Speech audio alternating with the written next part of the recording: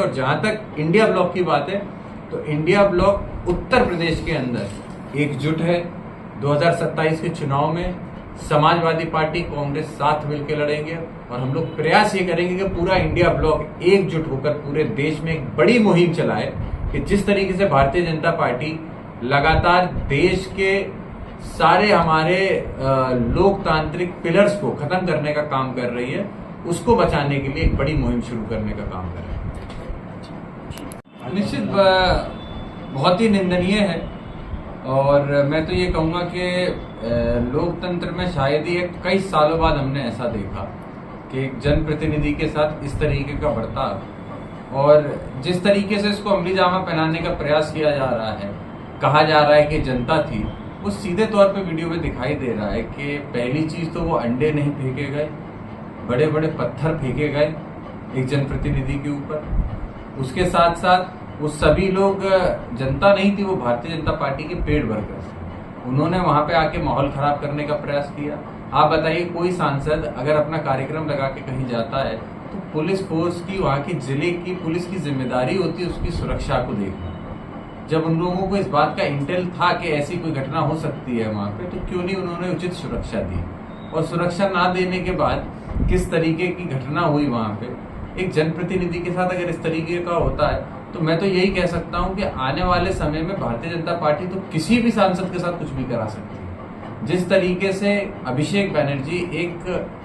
बड़ा नेता बंगाल की राजनीति के अंदर था, उसके साथ इस तरीके का भयावह जो घटना हुई है, हम लोग इसको पूरी तरीके से इस लोकतंत्र में तो बहुत निंदनीय मानते हैं। हर तरीके से आदरणीय राष्ट्रीय अध्यक्ष अखिलेश यादव जी ने ममता बनर्जी से बात भी की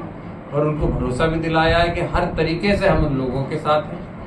अगर बंगाल के अंदर जो मौजूदा भारतीय जनता पार्टी की सरकार है उस पर अगर जरा भी संदेह ममता बनर्जी जी को है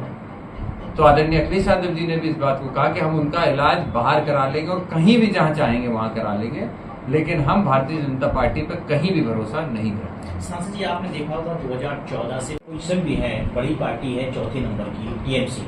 तो आपको क्या लगता है इस पूरे मामले में लोकसभा स्पीकर को और जो सुप्रीम कोर्ट है इस पर सो मोटो कार्रवाई के लिए रहना चाहिए? बिल्कुल लेना चाहिए। सो मोटो इसलिए भी लेना चाहिए क्योंकि देखिए, जनप्रतिनिधि हैं, अगर उनके ऊपर हमला हो रहा है तो ये सिर्फ एक क्वेश्चन उठाने की बात नहीं है, निश्चित तौर पे लोकतंत्र के ऊपर जो भरोसा है जनता का वो भी उठने का काम हो सकता है इसमें। तो मैं तो यही कहूंगा कि इसके ऊपर सुप्रीम कोर्ट को भी, सरकार को भी ध्यान देना चाहिए। सरकार निश्चित तौर पे हम लोग प्रतिद्वंदी हैं, वैचारिक तौर पे हम भारतीय जनता पार्टी के प्रतिद्वंदी हैं, लेकिन हमने राजनीति में कभी भी पहले तो नहीं देखा। मैं तो राजनीति अभी देख रहा हूं, लेकिन पूर्व के इतिहास में भी मैंने कहीं नहीं पढ़ा कि ऐसी कोई घटना किसी भी पार्टी ने की।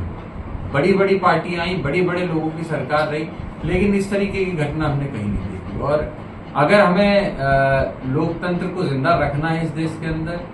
हमारे देश की आत्मा जैसा कहा जाता है, हमारा संविधान हमारी डाइवर्सिटी है और इस डाइवर्सिटी को अगर हमें जिंदा रखना होगा तो निश्चित तौर पे ऐसी घटना को हमें कंडेम करना होगा और कंडेम करने के साथ साथ हमें कोशिश करनी चाहिए जो हमारी लोकतांत्रिक संस्थाएं हैं वो ऐसी घटनाओं के ऊपर भी एक्शन लेने का काम करें, इसको भी हमें सुनिश्चित। सांसद जी, अखिलेश यादव जी के यूपी के कई शहरों में पोस्टर लगाए गए, क्या मैसेज देने का प्रयास किया है भारतीय जनता पार्टी? क्योंकि आपका है कि संगठन को किस तरीके से रूपरेखा दी जाएगी, कौन कौन सी पार्टियां 6 तारीख को शामिल हो सकती है, क्योंकि मानसून सत्र की शुरुआत भी हो जाएगी थोड़े दिनों के बाद, तो आप किस तरीके से रूपरेखा पूरी तैयार करेंगे भारतीय जनता पार्टी के खिलाफ, सदन में भी और इंडिया ब्लॉक की जो मीटिंग होगी उसमें भी? समाजवादी पार्टी और पूरा इंडिया ब्लॉक, पूर्व में भी जो भी घटनाएं हुई, बरेली से, उत्तर प्रदेश की अगर मैं बात करूं तो बरेली से लेकर सहारनपुर तक, गोरखपुर से लेकर सहारनपुर तक जो भी घटनाएं हो रही थी उन सबको उल्लेख करने का काम समाजवादी पार्टी ने किया। किस तरीके से बनारस के अंदर एक प्राचीन घाट को तोड़ने का काम किया गया था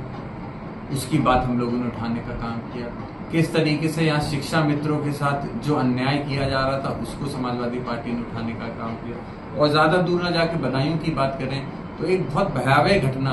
जो एक इकाई, केंद्र सरकार की एक बड़ी इकाई जो दातागंज में पड़ती है, वहां पे आईसीएल के एक प्लांट के अंदर किस तरीके से बर्बरता से वहां के प्लांट के जीएम और डीजीएम्स को, उच्च अधिकारी जिनको कहा जाता है, उनकी पॉइंट ब्लैंक पे हत्या हो जाती है और हम लोग आज भी कोई कार्रवाई इस तरीके से ठोस कार्रवाई नहीं देखते हैं। और वो बात को मैंने उठाने का काम किया। मैंने अनुरोध यही किया कि इसमें सीबीआई की जांच होनी चाहिए। तो हम लोगों को जहां जहां मौका मिलता है हम लोग उठाते हैं। जो विषय जनता के होते हैं, जहां उनको ठगा जा रहा है, जहां उनको छला जा रहा है, वो सारी बातें हम लोग उठाने का प्रयास करते हैं और आगे भी उठाएंगे। और जहां तक इंडिया ब्लॉक की बात है, तो इंडिया ब्लॉक उत्तर प्रदेश के अंदर एकजुट है। 2027 के चुनाव में समाजवादी पार्टी, कांग्रेस साथ मिलकर लड़ेंगे और हम लोग प्रयास ये करेंगे कि पूरा इंडिया ब्लॉक एकजुट होकर पूरे देश में एक बड़ी मुहिम चलाए कि जिस तरीके से भारतीय जनता पार्टी लगातार देश के सारे हमारे लोकतांत्रिक पिलर्स को खत्म करने का काम कर रही है, उसको बचाने के लिए एक बड़ी मुहिम शुरू करने का काम कर रही है।